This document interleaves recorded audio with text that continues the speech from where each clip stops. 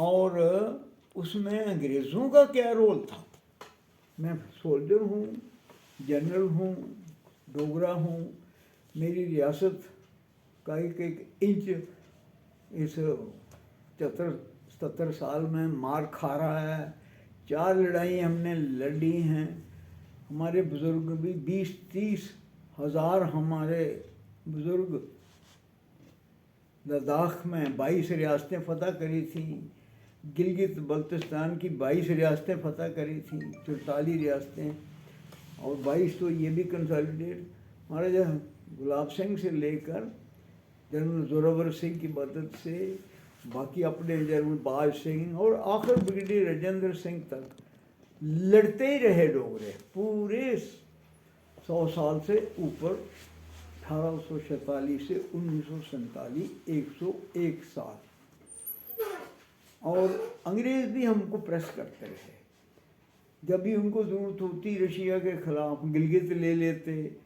और उसके बीच आपको मालूम है कि 1931 में क्यों उन्होंने हमारे श्रीनगर में, कश्मीर में वो डिस्टर्बेंस क्यों करवाई। वो भी चर्चिल का काम था। वो इसलिए करवाई कि महाराजा हरी सिंह को उन्होंने प्रिंसेस का हेड बना के राउंड टेबल कॉन्फ्रेंस लंदन में भेजा कि शायद ये बुलाने के लिए कि शायद India is not ready for independence as yet, कुछ और साल मिल जाएंगे तो हम तैयार हो जाएंगे, 20, 25, 30 साल। तो महाराजा हरि सिंह ने उल्ट बोल दिया। उन्होंने तो बोला कि जैसे नेहरू जी या गांधी जी कह रहे थे कि हम आप भी आज़ाद रहे, अभी हमें भी मौका मिलना चाहिए, हम भी अपना इंडिपेंडेंट मुल्क देखना चाहते हैं।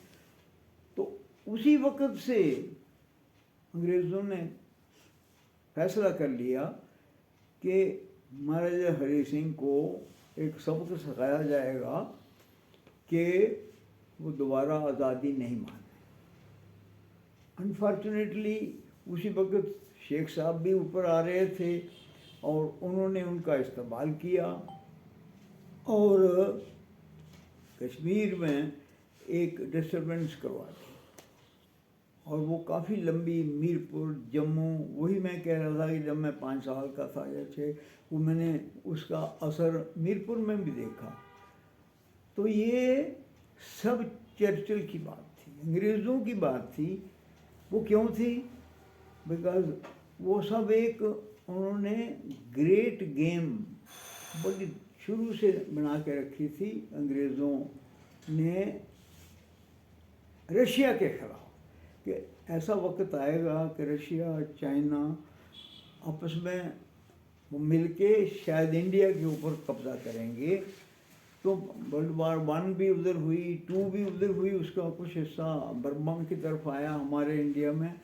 तो वो सोच रहे थे कि 3rd वर्ल्ड वार में रशिया, एशिया में भी लड़ाई होगी और वो रशिया के ख़िलाफ़ गिलगित बल्तिस्तान एरिया इस्तेमाल करेंगे। तो वो चाहते थे कि ये अंग्रेज़ों को दे दें। तो वो महाराजा हरि सिंह ने नहीं दी, तो एक वो भी एतराज़ था।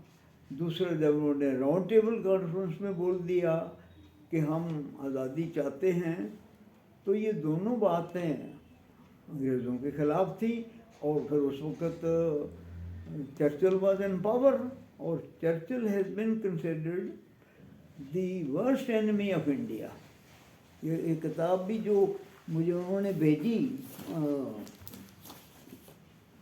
एडवोकेट साहब ने, ये fighting retreat Winston Churchill and India by Walter read.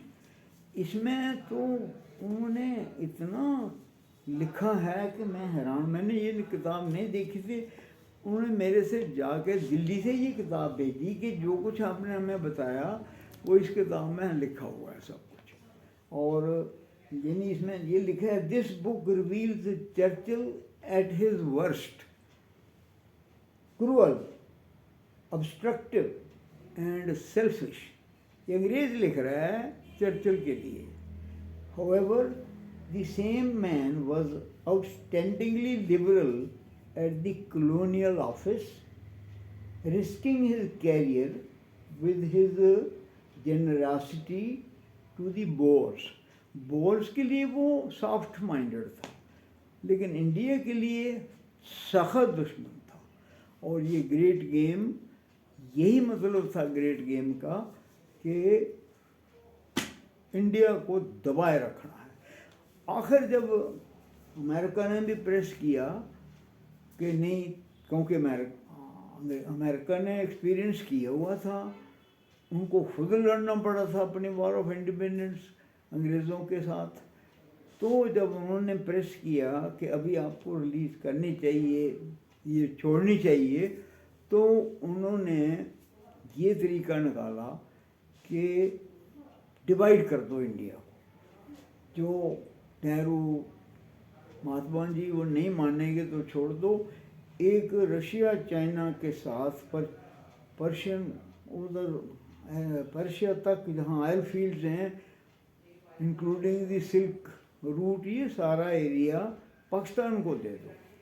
So I would say that Pakistan was more need of the British for world war 3 great game rather than for Pakistanis, although they probably fomented the trouble के वो पाकिस्तानियों को बोलते थे कि आप हिंदू मुस्लिम इकट्ठे नहीं रह सकते, आपस में आपको लहदा पाकिस्तान मांगना चाहिए। तो मैं समझता हूँ कि ये स्ट्रेटजिक रिक्वायरमेंट थी उनकी रशिया और चाइना के ख़िलाफ़, जिसके बीच वो ये इंडिया की आज़ादी, पाकिस्तान बनाना, ये एडजस्ट करते रहे, और जिसकी वजह से इंडिया ने सफ़र किया, कर रहे हैं, आगे पता नहीं कब तक करेंगे। यही आपका भी सब्जेक्ट है, पास्ट के असर प्रेजेंट पर, प्रेजेंट का असर फ्यूचर पर। पास्ट तो बहुत अच्छी तरह से आज डिस्कस हुआ, प्रेजेंट में बहुत गलतियाँ हुई हमसे, बहुत, वो तो मैंने सब देखी है। प्रेजेंट वाली गलतियाँ मैंने देखी हैं, जिसकी वजह से मुझे बड़ा अफसोस होता है कि हम जम्मू कश्मीर रियासत का खामखा केस ही ख़राब करते चले गए हम, और अभी तक भी वो हल नहीं हुआ है। बहुत कुछ किया, 370 भी हटाया, 35A भी हटाया, अभी भी मैं पूछो जम्मू में हम कंफर्टेबल नहीं हैं। मैंने तो सब देखा है, 97 ईयर्स में से कम 90-92 साल तो मैंने देखे हैं, और हर हालत में देखे हैं। मिलिट्री सेक्रेटरी प्रेसिडेंट ऊपर से भी देखे हैं, पैलेस में 3 साल महाराजा हरि सिंह की एस्टेट्स को भी देखा है। डॉक्टर करण सिंह के साथ 70-75 साल से मैं काम कर रहा हूँ, उनके महाराजा गुलाब सिंह के ट्रस्ट हैं। तो मैंने हर एक चीज़, कश्मीरियों के साथ मैं रहा हूँ, 3 दफ़ा मैं उड़ी में रहा हूँ, लड़ाइयों में लड़ा हूँ। तो मैंने जो कुछ मेरा अपना तजर्बा है वो ये कहता है कि हमसे गलतियाँ बड़ी हुई हैं, बल्कि मैं तो कहता हूँ कि हम प्रेजेंट की बात कर रहे हैं, अगर फ्यूचर के लिए जब तक उन गलतियों का खुलासा नहीं होगा जो आज थोड़ा बहुत किया गया है, तब तक हमारा फ्यूचर भी ठीक नहीं होगा। वो क्या गलतियाँ हैं, अभी मैं एक बात बता देता हूँ। आपने देखा था 2017 में एक केस हुआ था, मेजर गोगोई एसएमई अफसर थे, वहाँ कश्मीर में प्रॉब्लम खड़ा कर दिया। वो बड़े स्टोन पेल्टिंग भी हो रही थी और ये भी, तो उन्होंने एक उनमें से आदमी गाड़ी के ऊपर बांधा। एक बड़ा इनोवेटिव आइडिया था, मैं भी उधर था, मैंने देखा, पता लगा, तो सब कुछ बच गया, कोई नुकसान नहीं हुआ। तो ये उसको बजाय इसके कि उसको हम शाबाश देते, बहुत सा क्रिटिसिज्म भी हुआ। तो अगर ये 1917 में हुआ तो ऐसा ही कोई कोई अगर 1990 में क्यों नहीं निकला? मेरे ख्याल में कश्मीरी पंडित शायद आते ही नहीं बाहर। कोई अगर एक बंदा खड़ा हो जाता तो मेरे ख्याल में सब रुक सकता था। मैं खुद जगमोहन जी को बहुत अच्छी तरह जानता था। मैं मिलिट्री सेक्रेटरी था तो वो गवर्नर थे दिल्ली के, मिलते रहते थे बहुत। तो वो इधर आए, गवर्नर थे, मैं उनके पास गया। बल्कि मैंने कहा, मैं उस वक्त प्रेसिडेंट धर्मार्थ ट्रस्ट था, वैष्णो देवी यमुना। तो ये मैंने कहा, ये पंडित क्यों ले आए आप, या क्यों जम्मू को भेज रहे हो?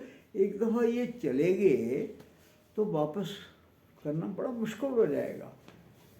तो उन्होंने कहा हाँ ठीक है, वो है, हम करेंगे कोशिश, इनको रोकते हैं, लाते हैं। वो दूसरे चौथे दिन उनको वो चले गए और वो ऐसा मामला ख़राब हुआ। इन चीज़ों के ऊपर बाद में मैंने नहीं देखा, कोई ख़ास बहस भी नहीं हुई, हमने कोई सीखा भी नहीं वो क्यों ऐसा हुआ था और उस वक़्त कौन जिम्मेवार था, किसकी हुकूमत थी, फौज कितनी थी उधर, पैरामिलिट्री फोर्सेस कितने थे, पुलिस कितनी थी। आज तक कोई अकाउंटेबिलिटी हमने सुनी नहीं। तो ऐसा फिर भी हो सकता है। तो ये अगर कहते हैं पास्ट प्रेजेंट एंड फ्यूचर, तो गलतियां हैं, हमने सीखा नहीं है। उसकी वजह से क्या होता है, आगे और गलतियां होती जाती हैं। अगर गलती को इन्वेस्टिगेट करके रिस्पॉन्सिबिलिटी फिक्स नहीं हो और उसकी कहीं ना कहीं सज़ा नहीं मिले, चाहे वो किस किस्म की भी सज़ा हो या लेसन लर्न हो, तो वो गलतियां होती रहेंगी। फिर वो पास्ट प्रेजेंट फ्यूचर सीखते ही रहेंगे हम, ये गलतियां हुई हैं, गवर्नमेंट ऑफ इंडिया से हुई हैं, बहुत सख्त गलतियां हुई हैं। कश्मीरियों ने बहुत सबसे ज़्यादा सफ़र किया है, पंडितों ने किया है, मुसलमानों ने किया है, और हम डोगरा तो रहे ही नहीं, कहीं समझ ही नहीं आ रही कि करें क्या। वरना डोगरा से कोई नहीं जानता एम्पायर कैसे बनाई जाती है। किसने बनाई है एम्पायर? बाहर जाके across the high Himalayas, providing strategic depth to the whole country, Ladakh, Gilgit, Baltistan, 44 states across the Himalayas, high Himalayas. तो हमने खुद किया है, किसी की मदद से नहीं। वो हमने हिस्ट्री इतनी तो जानते हैं, शायद हमें नहीं वक्त मिला ज़्यादा हिस्ट्री लिखने का, हम काम में ही लगे रहे, और जिसने हमारी हिस्ट्री लिखी उसने डिस्टार्ट कर दी या इग्नोर कर दिया। हम भी इग्नोर ही रहे। डोगरा जम्मू में अभी बिल्कुल टोटली इग्नोर्ड हैं, आज भी इग्नोर्ड हैं। हम या इंडिया की तरफ देखते हैं या श्रीनगर की तरफ देखते हैं, लद्दाख तो आगे ही चला गया, वो भी हमने ही जोड़ा था, हमें पता भी नहीं लगा कब चला गया। तो ये सब पास्ट प्रेजेंट फ्यूचर में आ रहा है। मुझे अफसोस है कि कोई इनकी बाकायदा अच्छी स्टडी कहीं नहीं हुई है।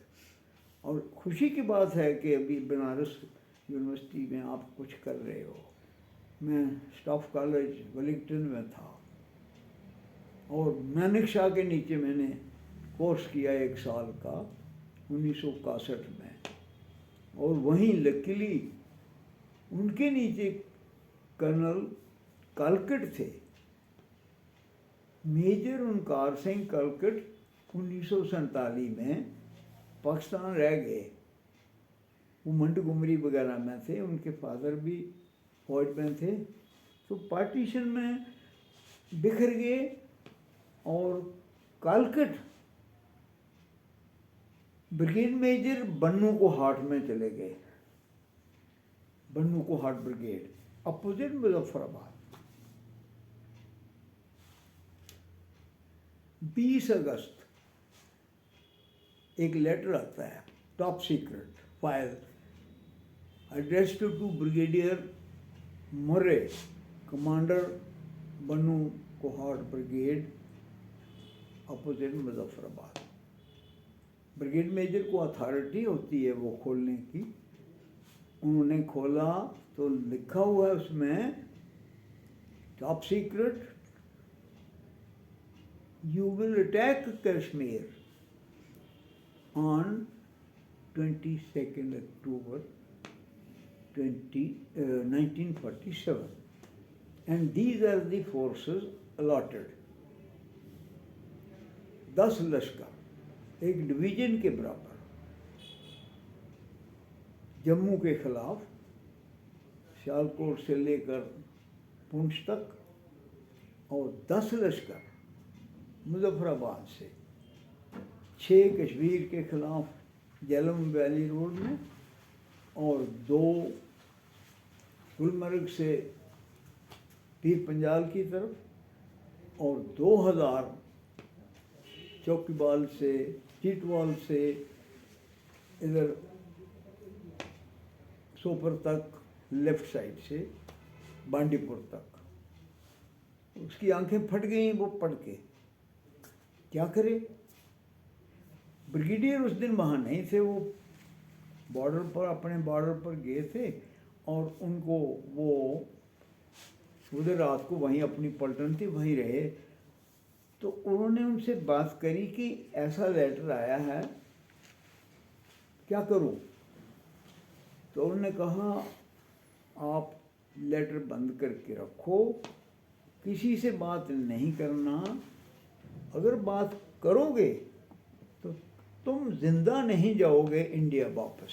उसकी वाइफ साथ थी, बच्चा छोटा साथ था, पिता माता का कोई पता नहीं था, कहीं कहीं मटकुमरी, कहीं दिल्ली इंडिया में पहुंच गई, या उन दिनों वो ट्रेनें जा रही थी जो काट देते थे सब ट्रेनें। इन हालात में उसने ये लेटर पढ़ा और ये सिचुएशन में हो गया। बड़ी मुश्किल से उसने अपने दोस्तों की मदद से, मुस्लिम फ्रेंड्स उसके, उतनी पलटन के, उसने किसी को बात तो सुनाई नहीं, उनकी मदद से कि मेरी वाइफ है, छोटा बच्चा है, फादर गुम हो गए पता नहीं कहाँ। तो उन्होंने रात के 2 बजे अंधेरे में गाड़ी भेज के उसको स्मगल किया और हवाई जहाज पर पहुँचा दिया। पर इनको उन्होंने हाउस अरेस्ट कर दिया, और बाद में सुना वो जो 2 अफसर जिन्होंने मेजर कलकट की मदद की, उनको शूट करवा दिया पाकिस्तान आर्मी ने। तो ये बातें हमें नहीं पता था, ये तो किताबों में लिखी हुई हैं। ये है operations in Jammu and Kashmir 47-48 और ministry of defence, government of India, ये 1987 ये लिखा हुआ है। 1987 की रिलीज़ हुई है किताब, और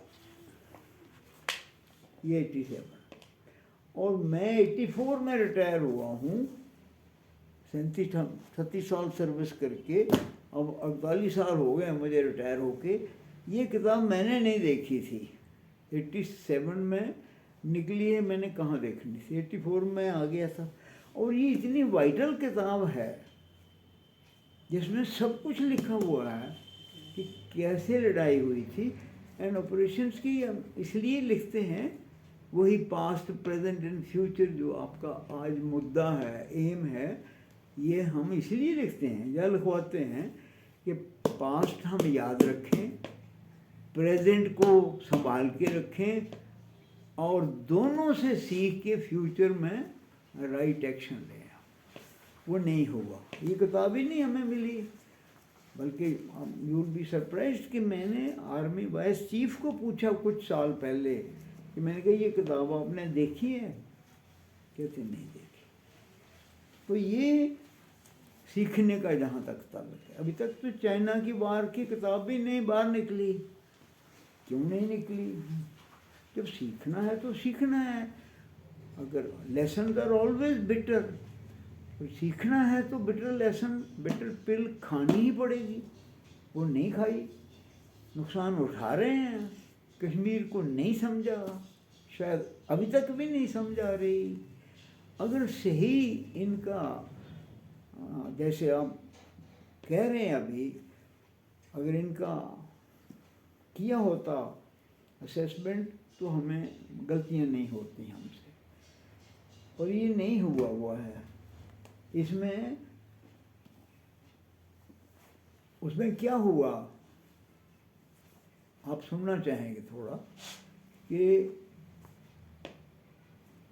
जब कालकट साहब को, कालकट मुझे मिले, उनकी वाइफ भी बीमार थी, मेरी वाइफ भी बीमार कोई रहते हैं, और मैं हॉस्पिटल, मैंने कुछ उनको ज़्यादा बात तो नहीं बताई, पर उन्होंने बताया क्योंकि तब तक नहीं निकाला था, उन्होंने भी किताब निकाली है। ये जो मैं आपको बता रहा हूँ ये किताब में लिखा हुआ है सारा, और इस किताब का नाम है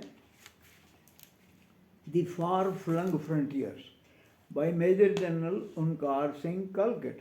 ये फर्स्ट क्लास जो मैं आपको बात बता रहा हूँ ये सब लिखी हुई है, और ये किताब निकली है 1983 में, just 1 year before I retired. मैंने नहीं देखी, अभी भी ये कहीं बाई चांस मुझे मिल गई ये 2 किताबें, और जब मैंने किसी को भी पूछा उन्होंने नहीं देखी है।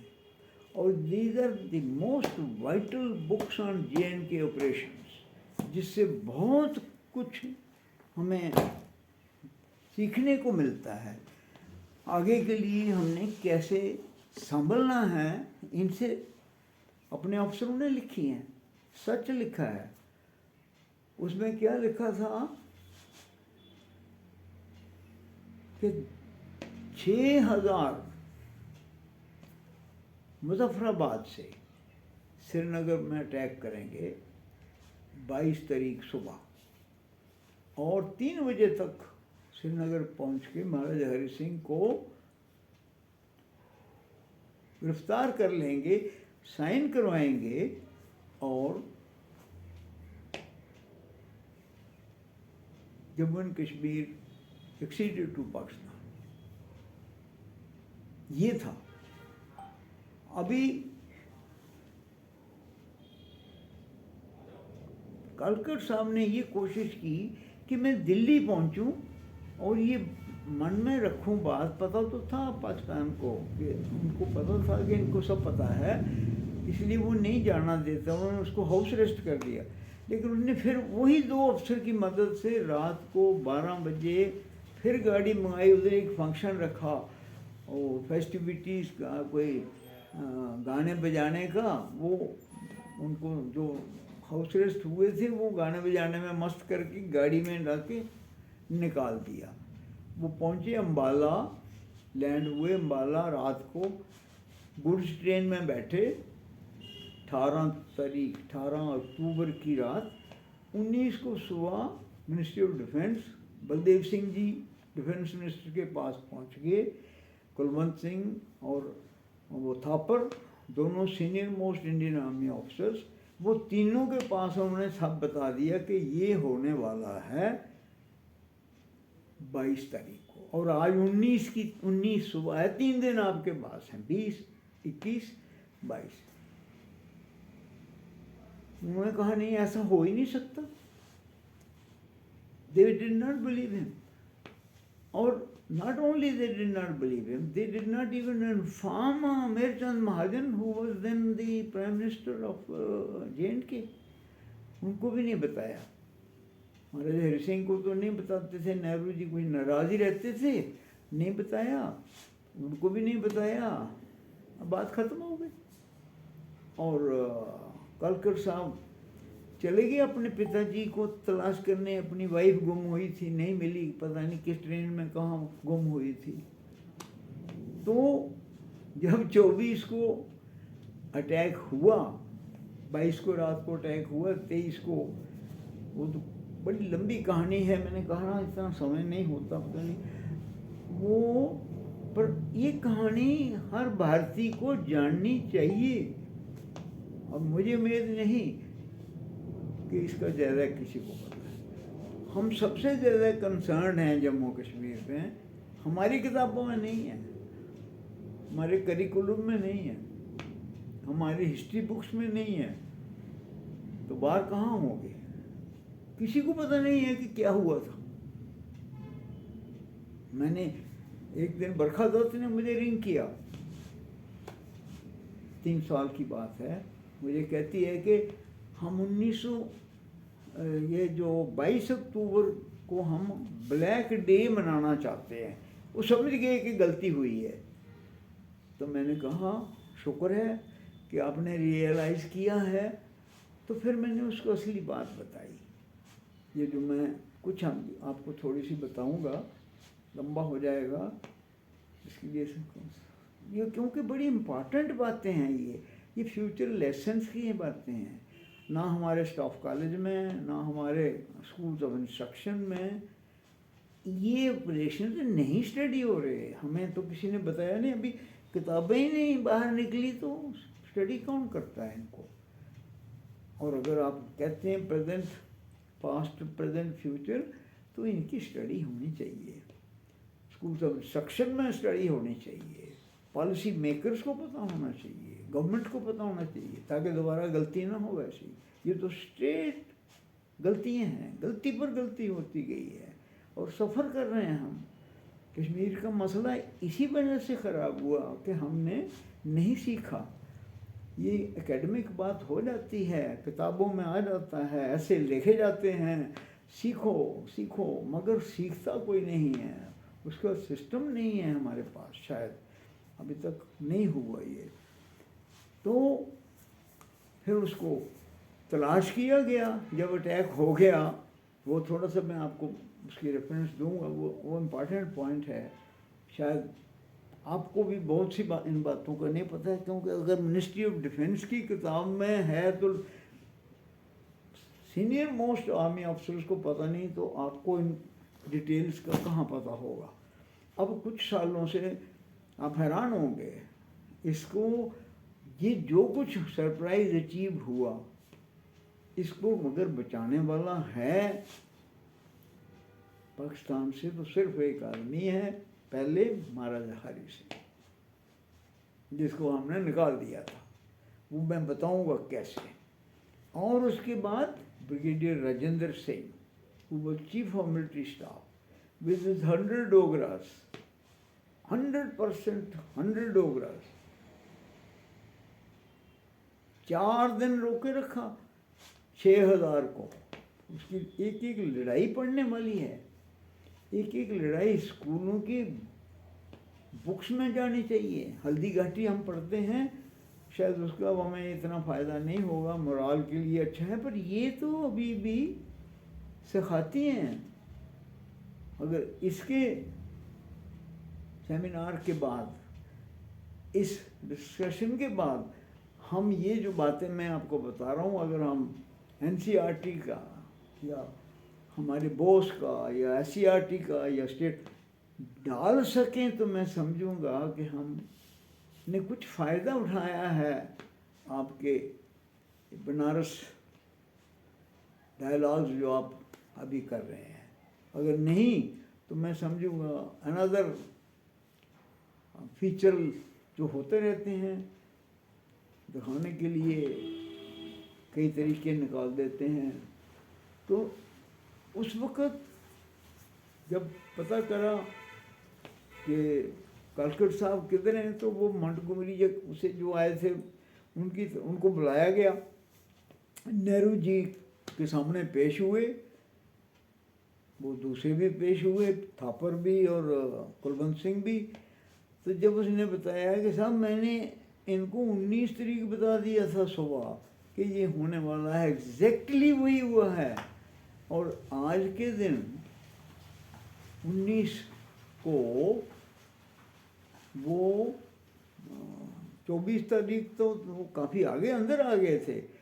तो वो कहते हैं नेहरू जी ने वहाँ 2 पेपर वेट थे, एक मारा सरदार बलदेव सिंह के ऊपर और एक मारा आर्मी अफसर के ऊपर। पता नहीं दिखाने को था या क्या था, वो आप अंदाज़ा लगाएं, पर ये फैक्चुअल बातें हैं, किताब में लिखा हुआ है। इस किताब में जो मैंने इसमें सब जनरल साहब ने लिखा हुआ है, अगर किसी ने पढ़ा होगा तो इसकी स्टडी करी होगी, तब बोलते हैं पास्ट, प्रेजेंट एंड फ्यूचर। अगर नहीं तो कुछ नहीं होगा। तो मैं इस तरीके से वो we missed that opportunity.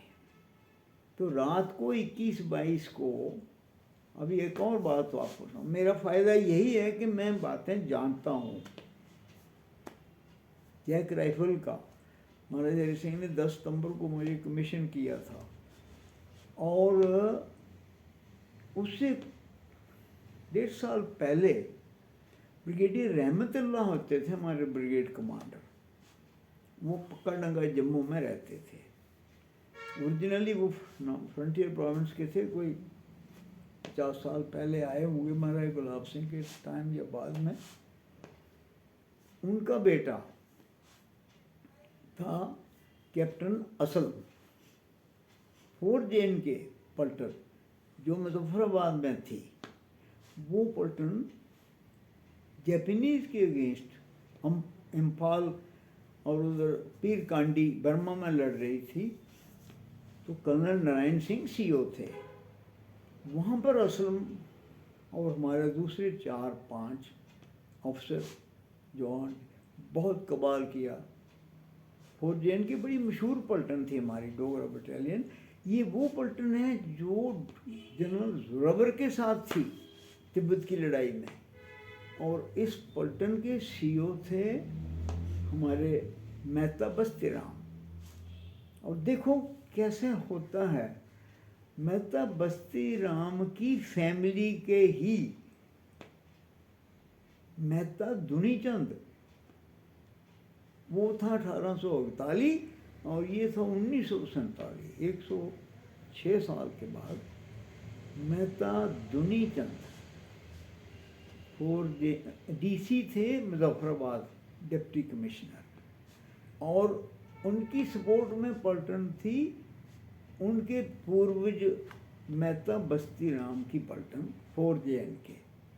Unfortunately उसमें आधे मुस्लिम डोगरा, आधे हिंदू डोगरा, दोनों डोगरा इकट्ठे एक ही गांव के ही,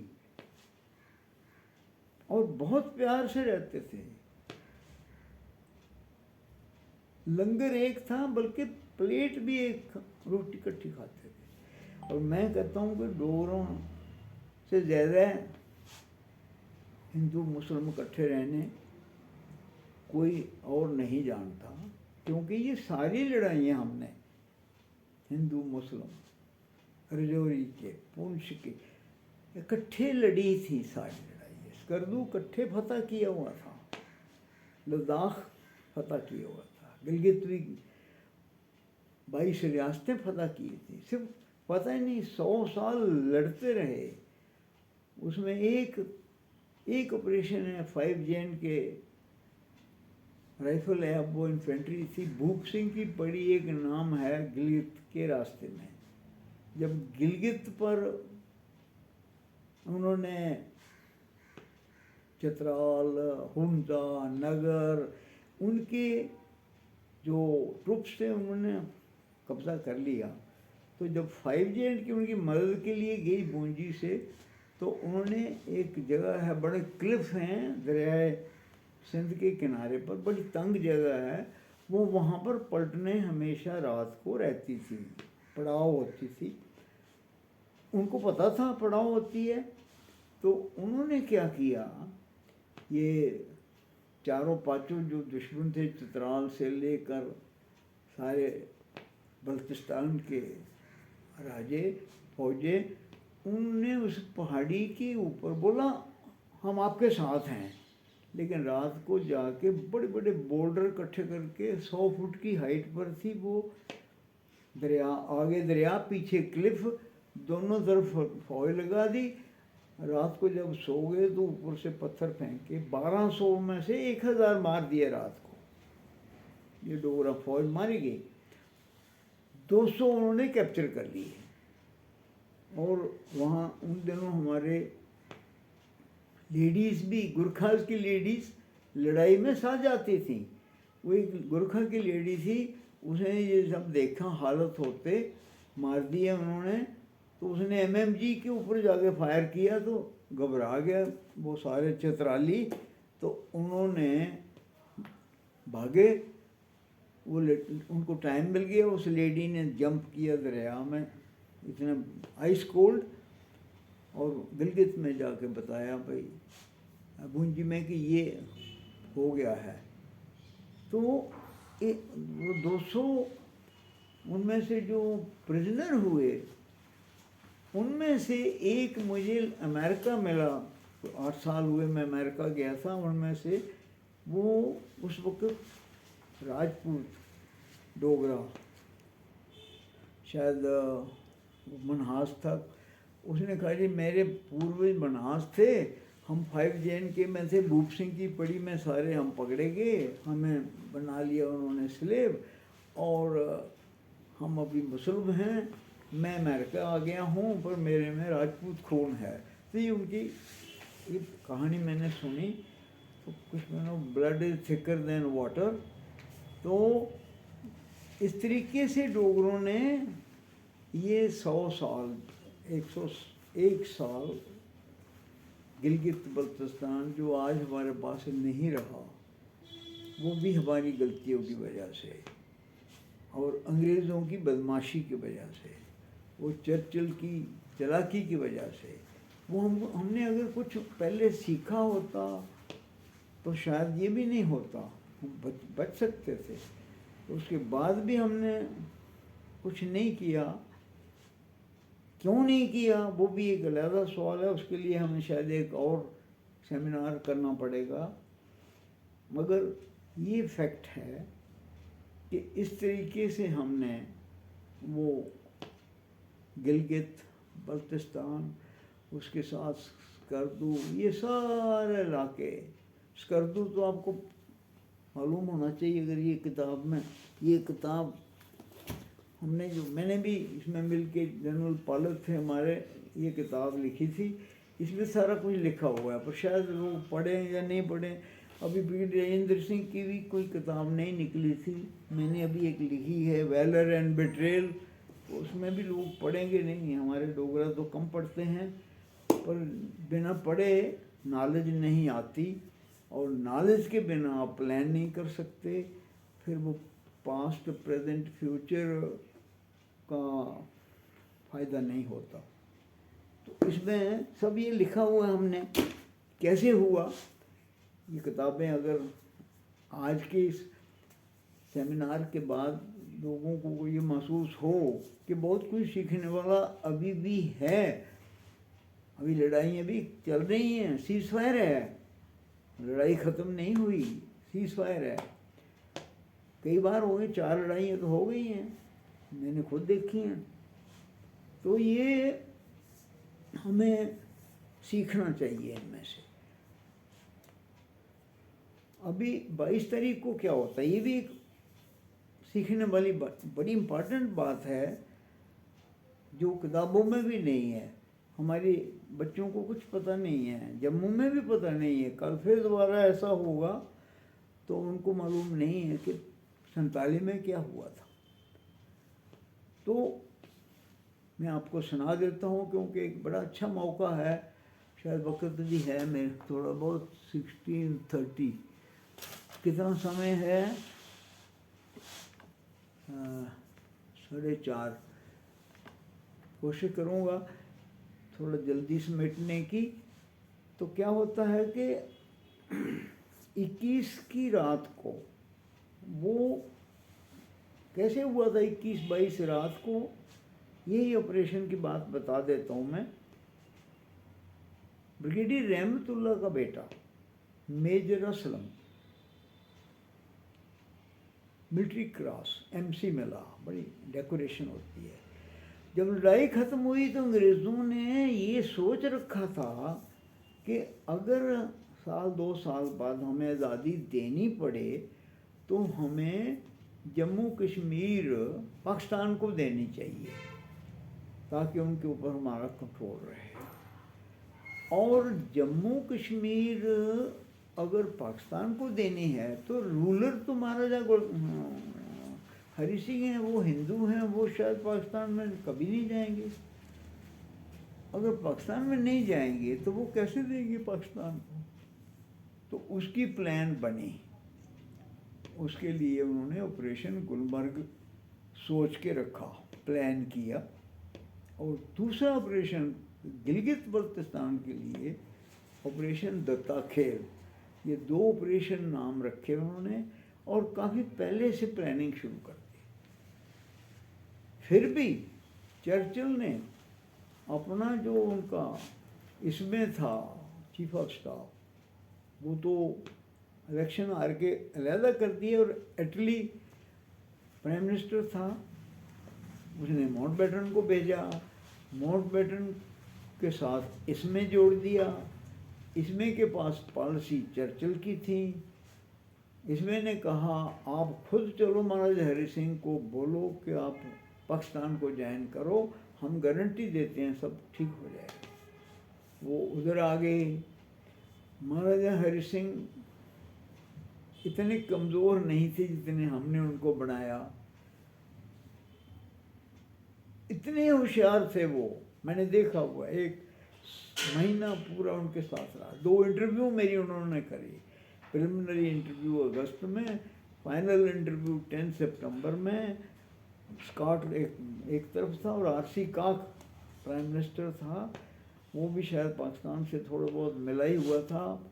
स्कॉट भी उनके साथ था, आरसी काक भी उनके साथ था, एक पावल था हमारा स्टेट में, ये सब मैंने देखे हैं। वो चीफ था पुलिस का, 3 अंग्रेज थे।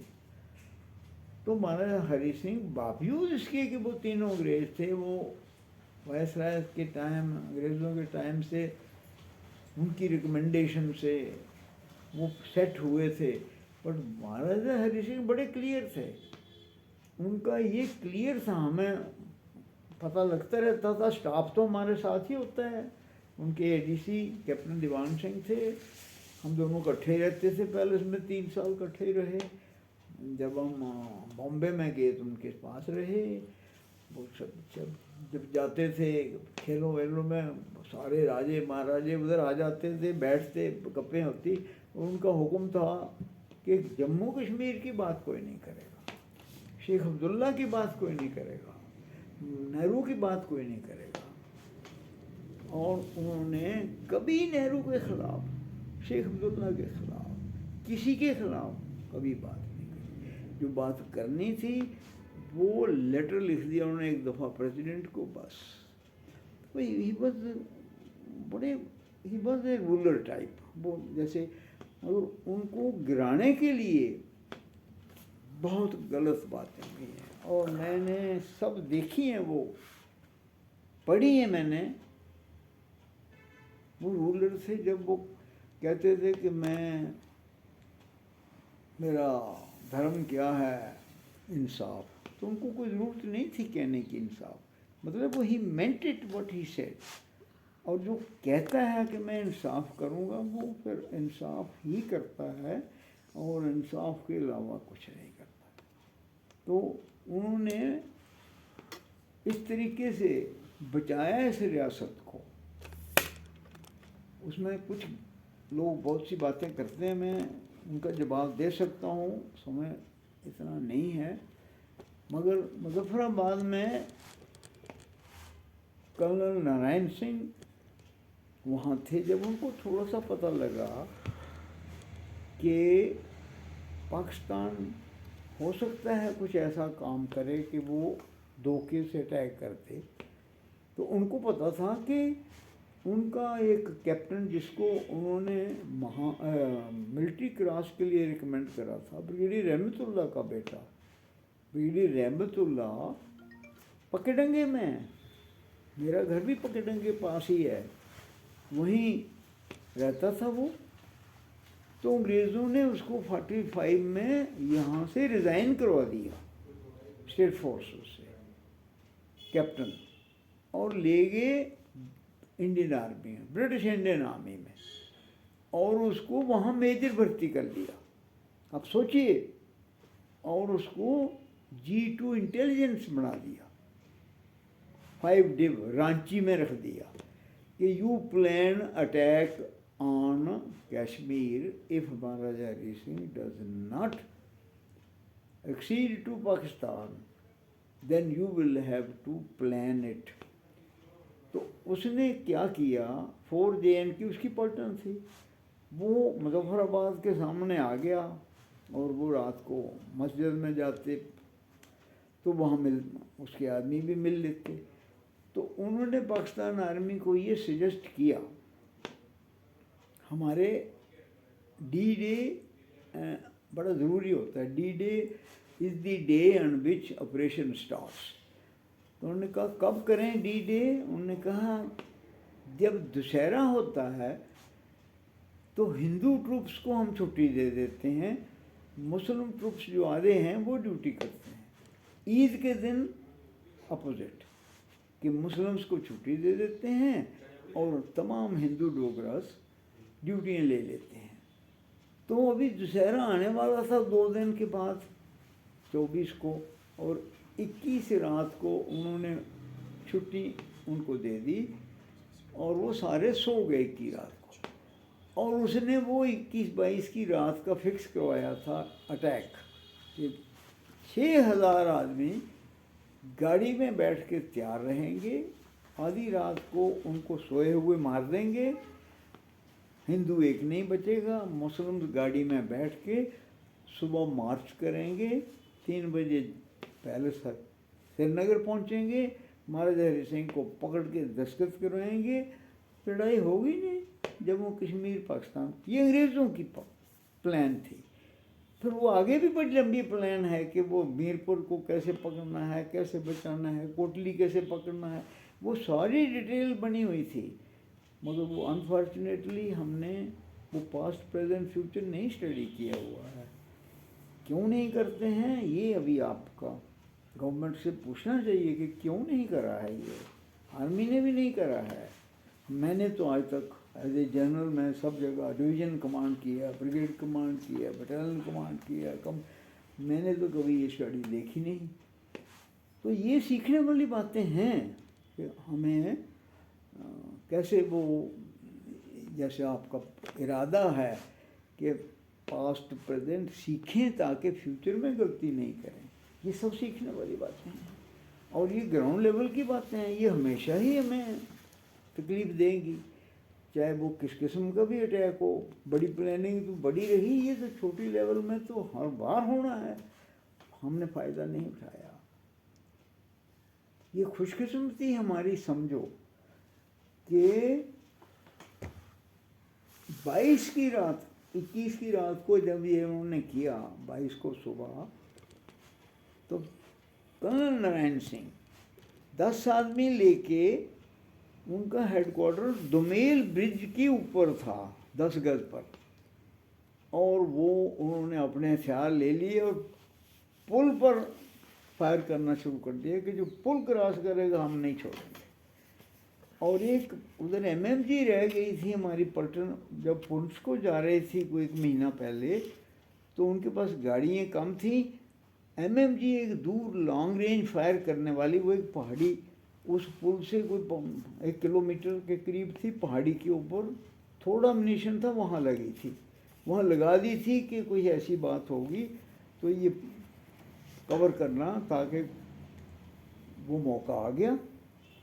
जब ये हुआ, उनको पता लगा कि मार दिए हैं सारे अपने रात को, तो वो उस पहाड़ी के ऊपर से उन्होंने उसके पुल के ऊपर फायर शुरू करना। एक गाड़ी, 300 गाड़ियाँ लोडेड विद 6000 पाकिस्तानीज, हम उनको कबाली बोलते हैं, वो तो शायद माउंटबेटन ने नाम दिया होगा। They were Pakistanis and they were invaders, not readers.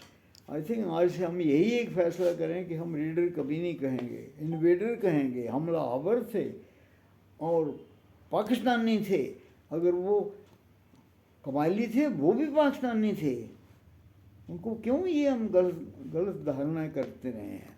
तो वो ये हुआ है हमारे साथ। बचे कैसे? जब ये रात को हो गया, सारे जवान काट दिए, और वो 5-6 जवान जो पुल के ऊपर थे, पुल कवर कर लिया, पुल के पार से नहीं आया कोई, तो वायरलेस सेट के ऊपर कर्नल नारायण सिंह ने मैसेज दे दिया कि ये हो गया है, पता नहीं अभी क्या है क्या नहीं, कुछ समझ नहीं आ रही, पर बहुत बड़ा हो गया है और कुछ लगता नहीं कुछ बचा है हमारा। और देखिए महाराज हरि सिंह ने क्या किया। महाराज हरि सिंह ने खुद वर्दी डाली और गाड़ी मंगाई, राजेंद्र सिंह को बुलाया कि मैं जा रहा हूँ मुजफ्फराबाद।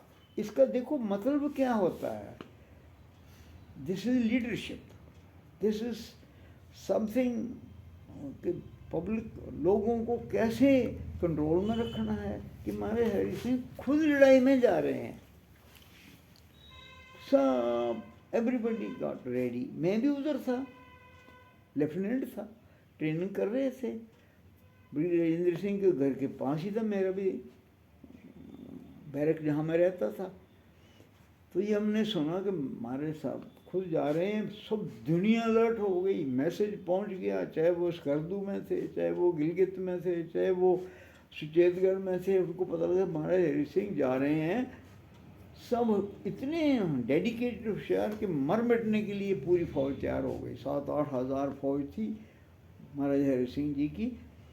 तो ब्रिटिश साहब पहुंच गए, उन्होंने कहा नहीं आप नहीं जाना, ये बहुत बड़ा लगता है, कोई छोटी बात नहीं है, मैं जाता हूँ, जो कुछ है। उधर ट्रुप्स नहीं थे, 50-60-100 ट्रुप्स मिले लिए, और बोला आप पीछे बात करो, इंडियन आर्मी को बुलाओ, क्योंकि ये हो सकता है बहुत बड़ा हमला हो। वो बहुत काबिल आदमी थे, बहुत बहुत समझदार थे, बहुत ट्रेंड थे। तो ये इस तरीके से वो 100 आदमी लेके निकले। शाम बारिश हो रही थी, 22 अक्टूबर, बर्फ़ भी कुछ दूर दूर पहाड़ों पर पड़ गई, ठंड भी थी। रात को 6 बजे चले बदामी बाग कंटोनमेंट से, और वो बारामूला पहुँचे कोई 7 बजे। वहाँ चाय शाय पी, खाना खाया, और रात के मिडनाइट उड़ी में पहुँचे, और सुबह उधर 100 में से 40 उधर छोड़ दिए, फिर डिफेंस तैयार करो, और 60 आदमी लेके सुबह चल पड़े मुजफ्फराबाद की तरफ। जब मुजफ्फराबाद से 20 किलोमीटर के करीब गड़ी एक जगह है, नाला है एक छोटा सा, तो वहाँ पहुँचे तो देखा सामने से 300 गाड़ी पार मोड़ के ऊपर दिखाई दी। फौरन पोजीशन ले लिया। कैप्टन पृथ्वी सिंह थे, एक सूबेदार दुनीचंद थे, उनके साथ एक हमारे सिपाही थे उस वक्त, नरसिंह देव जामवाल, वो अभी पद्मश्री उनको मिला है, 20-22 किताबें लिखी हैं, वो भी दुनीचंद के साथ थे। वो प्रिजनर हो गए वहीं से, साल के बाद आए, अभी इधर हैं। वो ही कहानी पूरी ये सुनाते हैं कि किस तरीके से ब्रिगेडियर राजेंद्र सिंह ने वो ट्रुप्स लगाए। एक प्लटून, 2 ही प्लटूनें थी, 30 आदमी इधर, 30 आदमी बाएँ, 30 राइट, और उनमें से captain Prithvi Singh company commander थे। उन्होंने आगे जा कर के और कमाल किया, दुश्मन का पहला ट्रक पकड़ लिया और ले आए उसको। जब आ रहे थे तो अपने जो उन्होंने देखा वो पाकिस्तान का ट्रक था, मार्किंग उनकी थी, इन्होंने इतना फायर किया कि उसके पहिए ख़त्म कर दिए, और उसने ड्राइवर ने ऐसा मारा पहाड़ी की तरफ, उसके रोड ब्लॉक हो गया। वो जो हमारे साथ धोखा हुआ था, ये भगवान की कृपा कि वो ऐसा रोड ब्लॉक बन गया, वो 11-12 बजे, वो 3-4-5 बजे तक नहीं कर सके, क्योंकि वो प्लटून फायर कर रही है, दूसरी भी, वो प्लटून पूरी ख़त्म हो गई, कोई नहीं बचा उन डोगरा। मगर शाम तक 3-4-5 बजे तक, इसी वजह से वो बच गए महाराज हरि सिंह। और ब्रिगेडियर राजेंद्र सिंह जहाँ से जाते हैं वापस बारामूला, टेलीफोन पर महाराज साहब को बताते हैं कि ये तो बहुत बड़ा हमला है। और इसकी वजह से फिर उन्होंने कहा कि आप फौज इंडियन आर्मी को बुलाओ, तभी वो जाके कश्मीर बचा। फौज आई 25 को, ये फिर 2-3 दिन उन्होंने किस तरह से उड़ी का पुल उड़ा दिया, फिर महुरा का लड़ाई करी, फिर आगे एक और लड़ाई फिर बुनियार में जा कर के 27 सुबह 2 बजे वो एम्बुश में उनकी गोली लगी और गाड़ी भी ख़त्म हो गई, जीप उनकी। उनको बोला आप चलो हम उठा के ले जाते हैं। उनके नहीं, महाराज हरि सिंह का हुक्म है कि मैं लास्ट मैन लास्ट राउंड, यहाँ उन्होंने अपना पिस्टल लगा के रख दिया, मुझे छोड़ो। यही वजह थी कि बारामूला वो सुबह तक कोई नहीं पहुंचा, उधर कहीं दाएं बाएं से लोग आए, नहीं तो 27 सुबह तक बारामूला भी अभी सेफ था। और वहाँ हमारे ट्रुप से 4 की दूसरी कंपनी वहाँ लगी थी। और जब इंडियन आर्मी की वो आई है 11 सिख, वो वहाँ पर पहुँचाए हैं। और उस पलटन ने ही बताया है कंपनी ने कि दुश्मन अभी बारामूला पहुँच गया है। तो उसके बाद इंडियन आर्मी ने टेकअप कर लिया। और इस बीच में तकरीबन पूरा बॉर्डर अभी इंटैक्ट था। 25 को ये 25 को तो एक सेशन